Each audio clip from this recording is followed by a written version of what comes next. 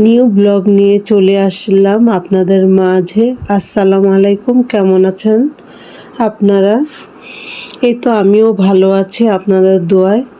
তো আমার ছোট ননদ আসছে ঈদের তৃতীয় দিন। তো এখানে হলো আমি কাচ্চি রান্না করছি। তো ওদের জিজ্ঞেস করছিলাম যে তোরা কি খাবি। তো ওরা বলল যে ভাবি আপনার হাতের কাচ্চি খেতে মন চাচ্ছে। তো চিন্তা করলাম যতটুকু পারি চেষ্টা করব রান্না করে খাওয়াতে। তো এখানে হলো আমি গরুর মাংসটা ম্যারিনেট করে রেখেছিলাম আর সব রেডি করলাম।